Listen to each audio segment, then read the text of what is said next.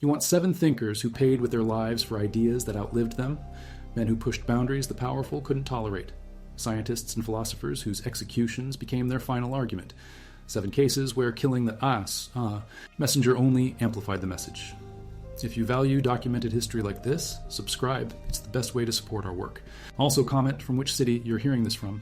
This script is researched and factual using sources from historical records and execution documents. Now back to the story. Number 1. Giordano Bruno, 1600, Rome. Bruno didn't just teach that Earth moved around the sun. He claimed infinite worlds existed, each with their own life.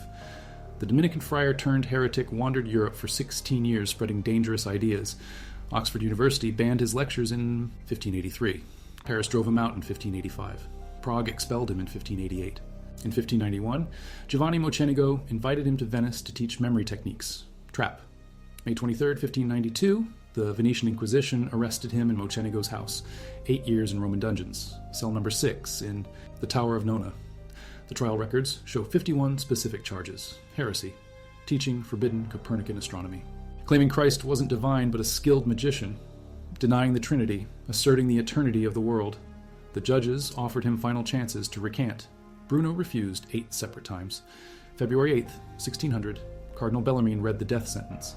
We hereby, in these documents, publish, announce, pronounce, sentence, and declare you, the aforesaid Giordano Bruno, to be an impenitent, pertinacious, and obstinate heretic.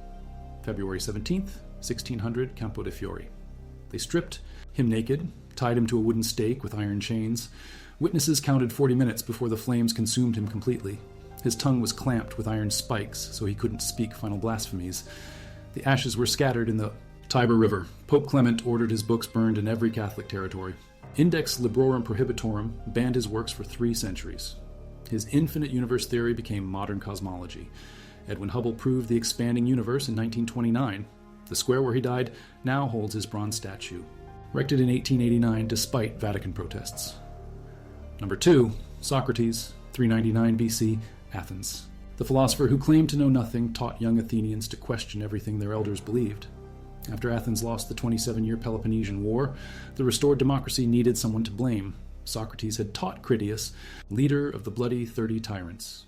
He'd questioned traditional gods in public squares for decades. The charges came in 399 BC from 3 accusers. Meletus, a poet; Anytus, a politician; Lycon, an orator.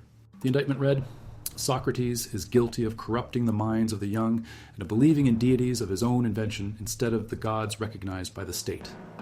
The trial lasted 1 day in the Heliaia court. 501 jurors drawn by lot from Athenian citizens over 30. First vote, guilty by 280 to 221. Narrow margin. The prosecution demanded death. Athenian law required the defendant to propose an alternative penalty. Socrates suggested the city pay him a pension for his philosophical services. The jury wasn't amused. Second vote, death by 360 to 141. His arrogance cost him 100 extra votes. 30 days in prison while Athens honored Apollo. His students offered escape money, bribes to guards, ships to Thessaly. Socrates refused. The unexamined life is not worth living. The hemlock worked from feet upward. Paralysis reached his heart in minutes. His final words to Crito, we owe a rooster to Asclepius. Plato recorded every detail in the Phaedo. His method of questioning became the foundation of Western philosophy. Every university teaches Socratic dialogue. The man who knew nothing created everything we call critical thinking. Number 3, Michael Servetus, 1553, Geneva. The Spanish physician discovered blood circulation through the lungs 2 generations before William Harvey got credit. He also denied the Trinity and baptized infants, double heresy. Born Miguel Serveto in Villanueva de Sigena, Aragon, 1511. Studied law in Toulouse, medicine in Paris. His anatomy lectures drew crowds. He dissected corpses when the church forbade it. In 1551, he secretly published Christianismi Restitutio under a false name. Only 1,000 copies, printed.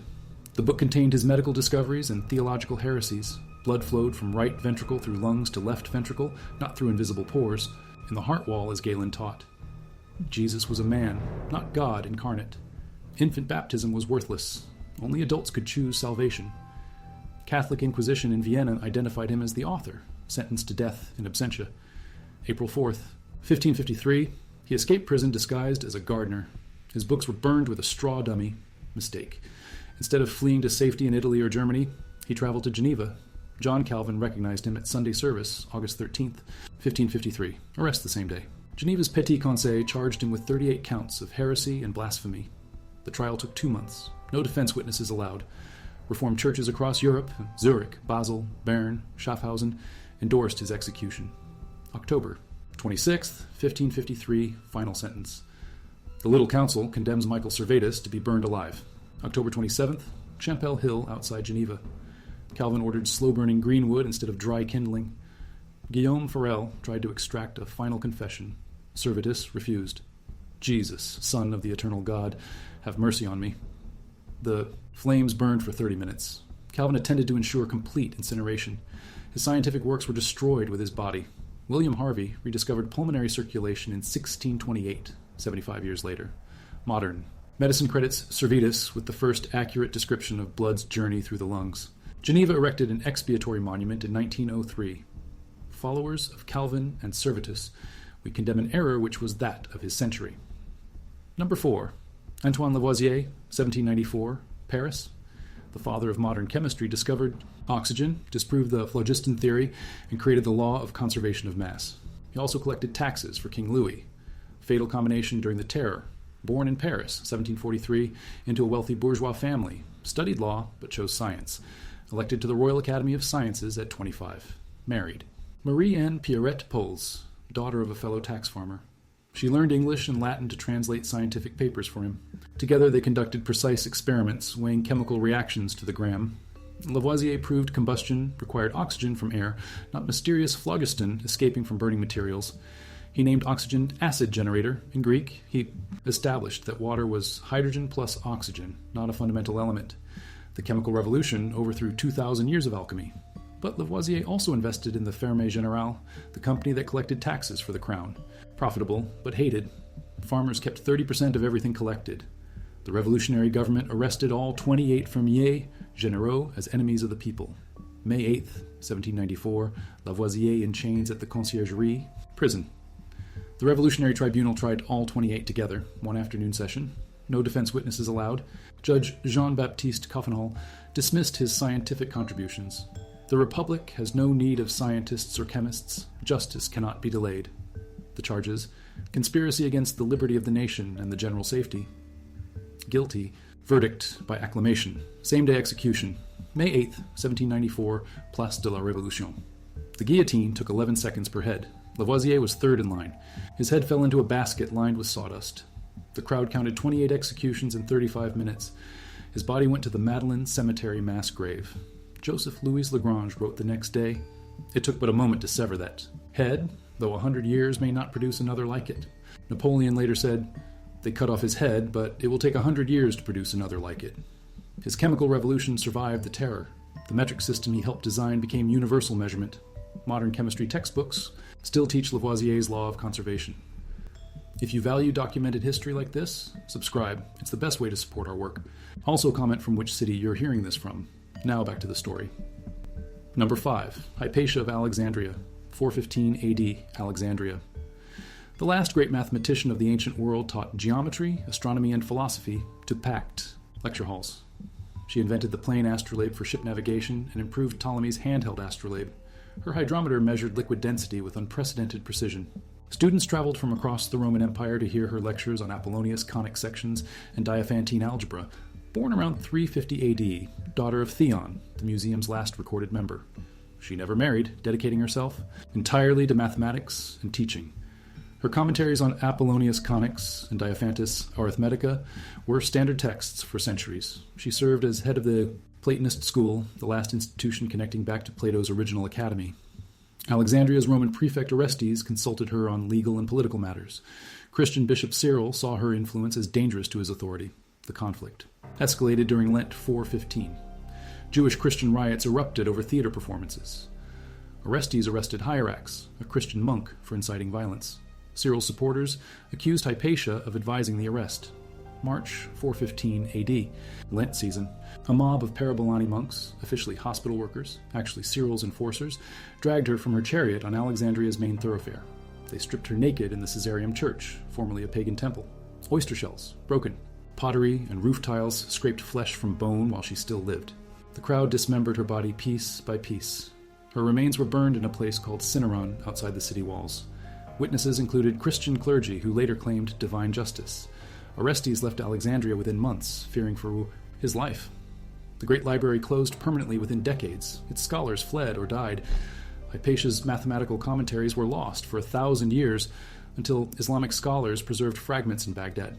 She was the last head of the ancient academy, founded by Plato 700 years earlier. Modern Alexandria University bears her name.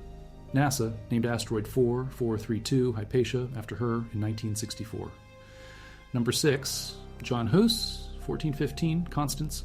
The Czech priest and professor translated the Bible into common language and challenged papal supremacy 90 years before Martin Luther was born. He preached in Czech, not Latin, so peasants could understand salvation. He taught at Prague University for 20 years, drawing students from across Europe. Bohemia's King Wenceslaus protected him from papal bulls demanding his arrest. His sermons packed Bethlehem Chapel every Sunday, 3,000 people standing in aisles. Hus preached that the church was all believers, not just clergy, that popes could be wrong, that indulgences were fraud, that communion wine belonged to lay people, not just priests.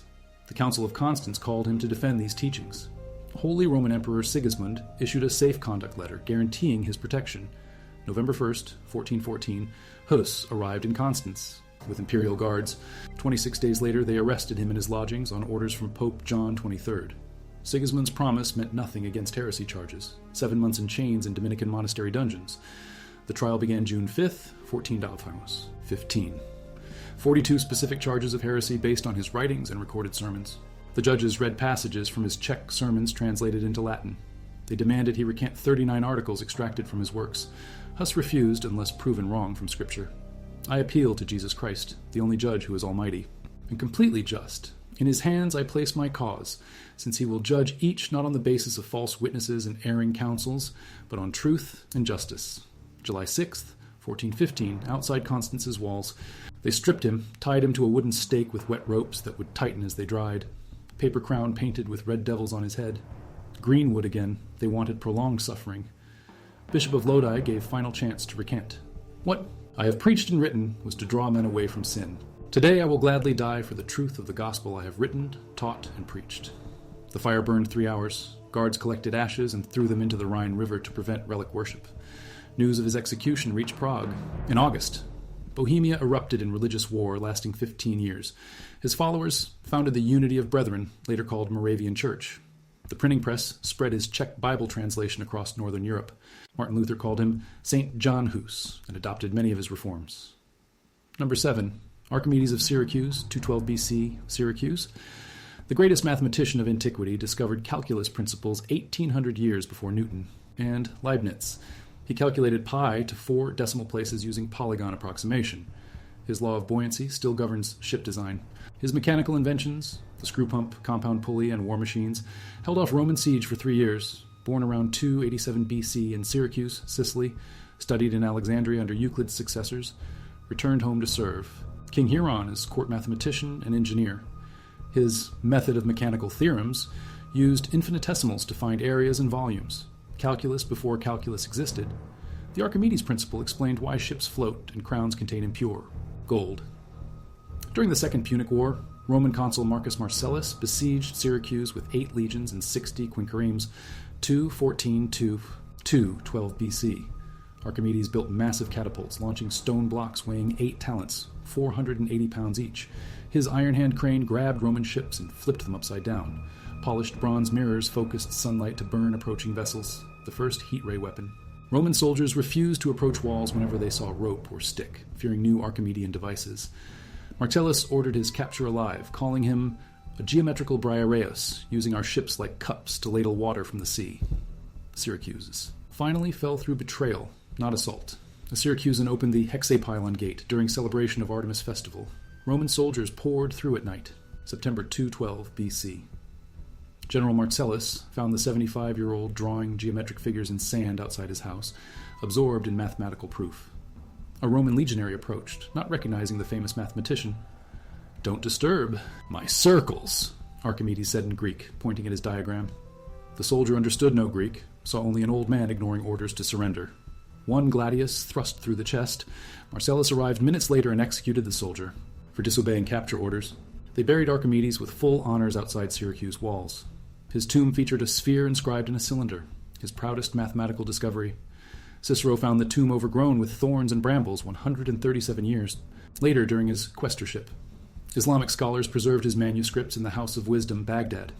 The Archimedes palimpsest, discovered in 1906, revealed lost theorems on floating bodies and mechanical problems. His integration methods anticipated calculus by 17 centuries. Death silenced voices but amplified ideas. The Roman soldier who killed Archimedes died forgotten within months. The mathematician's principles of leverage still move industrial. Machinery worldwide. The Inquisition burned Bruno's body in 40 minutes, but couldn't incinerate infinite space. Hubble's telescope confirmed endless galaxies in 1929. Revolutionary France severed Lavoisier's head in 11 seconds, but chemistry kept his precise mass measurements. The terror ended, but the metric system conquered the globe. Calvin's Greenwood tortured Servetus for 30 minutes, yet pulmonary circulation flows through every medical textbook. Death ended their arguments with earthly power. It began their eternal arguments with ignorance. In 2003, ground penetrating. Radar found mass graves beneath Geneva's Champel district. 37 bodies in execution positions. One showed signs of burning. Servetus may rest there still, 450 years after Calvin's flames. The executioners' names are dust. The victims' ideas are immortal. They killed the messengers, but the messages became immortal.